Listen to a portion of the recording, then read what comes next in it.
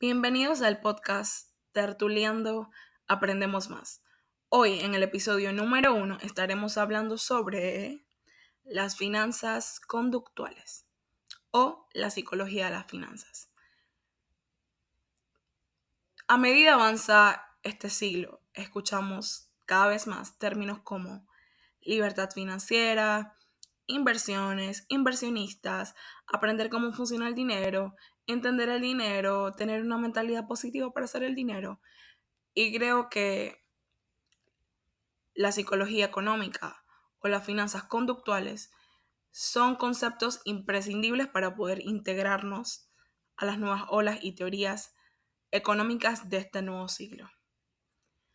Parece ser un poco impreciso poder definir específicamente en qué momento se empezó a utilizar el término psicología de la economía o finanzas conductuales, pero lo que sí sabemos es que en 1918 John Clark, profesor en la Universidad de Chicago, ya estaba empezando a empaparse en el tema sobre la relación que podía tener la psicología moderna y la economía. En aquel escrito, él describe cómo muchos economistas simplemente ignoran un aspecto de la naturaleza humana. Ese aspecto de la naturaleza humana, él lo define como la psicología. Más adelante veremos la importancia de la psicología y la economía. Entonces, ustedes se preguntarán, ¿pero qué es? ¿Qué son las finanzas conductuales? A grosso modo, son una disciplina que se dedican a estudiar efectos psicológicos, tales como lo son emocionales y cognitivos, culturales, y el impacto social o de factores sociales en las decisiones de los individuos e instituciones que realizan decisiones financieras y cómo estas decisiones varían de lo que implicaba originalmente el modelo de economía clásica. Y ustedes se preguntarán, ¿qué es el modelo de economía clásica? El modelo de la economía clásica es un pensamiento económico que está basado en la idea de que el libre mercado es la forma natural del funcionamiento de la economía. Y esta forma natural produce progreso y prosperidad. Si vemos, es un concepto muy simplista y muy lineal, prácticamente una utopía. Y por eso se presenta este pensamiento, esta corriente de pensamiento, tanto económica como psicológica, en contraposición. Y esta corriente le dice, no solamente me importa el libre mercado, ni la prosperidad lineal. A mí me interesa la racionalidad del agente económico.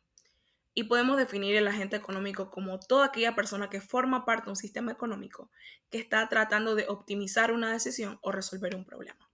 Es decir, cualquiera de nosotros puede ser un agente económico, incluso ya somos agentes económicos. Todos los días nos enfrentamos a decisiones económicas. Y también los inversores. Esta teoría siempre toma principalmente a los inversores como los agentes económicos. Los agentes económicos en esta teoría deben tener integrado a su psiquis modelos de neurociencia y también conocer la teoría microeconómica a cabalidad. Esta teoría también vislumbra las decisiones que hacemos a través de la propaganda y el mercado y los mecanismos publicitarios que se generan desde la psicología y la economía que atrae al público o que llaman la atención del público. Durante las diferentes décadas han habido otros pensadores que han dado su input, han dado su pensar sobre teorías que tienen que ver con la economía y la psicología, integrándolos así para poder optimizar y potencializar las gestiones financieras y los movimientos de inversiones. Sin embargo, no es hasta Andrew Tales que existe un cambio visible. Es tanto el cambio y es tanto el impacto que ha tenido este hombre que en el 2017 ganó el premio Nobel. Este hombre ha tenido tanta influencia que uno de sus libros más leídos, aparte de los postulados iniciales que realiza sobre esta teoría, se llama The Nudge, que significa un pequeño empujón.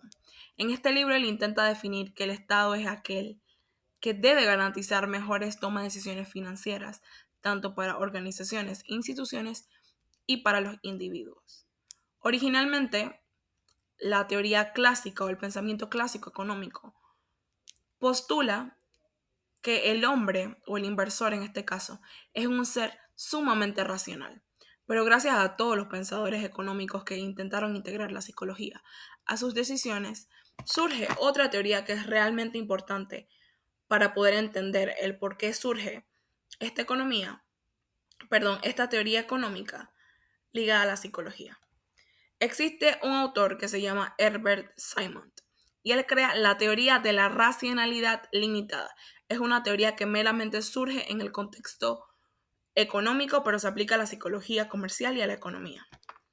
En esta teoría se hace una crítica a las otras teorías racionales, en donde por cientos de años hemos escuchado que el hombre es un ser racional y por ende se diferencia de otros seres humanos, de otros seres vivos, perdón, cosa que puede ser totalmente cierta.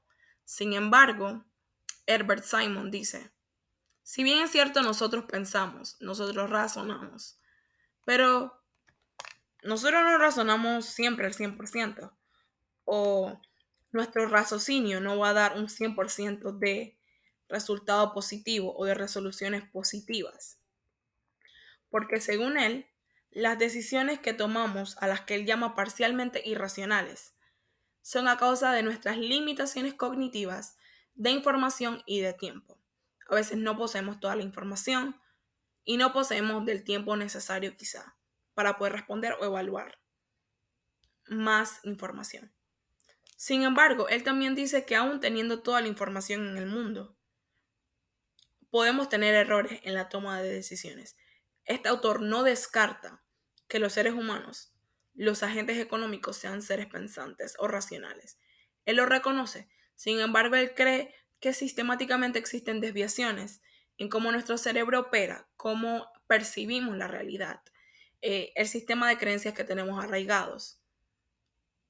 Y simplemente nos generan limitaciones en nuestra forma resolutiva. Este modelo de teoría, como dije, nace en contraparte a otras teorías de la racionalidad que son muy populares en las ciencias sociales, en las políticas, en las económicas y hasta en la psicología, que propone que gracias a nuestro gran raciocinio, cada decisión que intentemos tomar debería ser óptima porque la sometimos a un proceso riguroso de racionalización donde hemos deliberado, buscado diferente información hasta así poder lograr tener la información correcta. Pero este autor dice que nuestros recursos para procesar la información son limitados, especialmente cuando son complejos. A más complejos, más se nos resulta difícil. Incluso vemos este ejemplo en la vida cotidiana. Él promueve la idea de un hombre administrativo y lo llama así porque es incapaz de captar la complejidad del mundo y de la interrelación de los elementos que forman este mundo. Este mismo modelo afirma que nosotros los seres humanos utilizamos reglas generales y sencillas, es decir, heurismos, para resolver todos los problemas. Puede ser útil en algunos casos, pero en otros casos producen sesgos cognitivos, que son las desviaciones sistemáticas en nuestro sistema de razonamiento. Lo intentaré describir de una forma sumamente sencilla. Sabemos que en muchas de las ciencias exactas, como lo son matemática, química, geometría, trigonometría, existen diferentes fórmulas. Todas aquellas fórmulas tienen un propósito. Toda fórmula va advocada a un tipo de problema o a un tipo de ciencia. Lo mismo ocurre con la economía o con las decisiones que tomamos en el día a día, porque esta teoría también aplica a nuestro día a día, aunque nace en un contexto meramente económico. No podemos resolver con el mismo principio problemas de diferentes índoles. Quizá ese mismo principio me servirá para problemas de la misma índole y aún así tengo que presentarle variantes, porque no siempre se presentarán los mismos problemas. Entonces es por ello que la psicología económica o las finanzas conductuales intentan enfocarse de manera inicial en la racionalidad del agente económico, porque los economistas buscaron la ayuda de la psicología para prevenir, prever y describir conductas, siendo así que se enfocan principalmente en la función del inversor, que el inversor pueda ver los movimientos en la bolsa, hacer un análisis exhaustivo e intentar predecir aquellos movimientos que pasarán en la bolsa de una forma más racional, más hegemónica y mucho más óptima, que es lo que se busca. Porque anteriormente la teoría clásica define todo esto como un proceso lineal y le atribuye al inversor el título de un hombre racional. Sin embargo, dentro de ese raciocinio, como sabemos, puede haber una limitante. Aquella limitante compromete la economía. No es que una vez que se conozca estas teorías, ya el hombre simplemente se vuelve más racional, no. Simplemente los hace hiperconscientes de una realidad y les ayuda así a mejorar el flujo y el foco de las inversiones, que es lo que inicialmente busca esta ciencia. Así que una vez dicho esto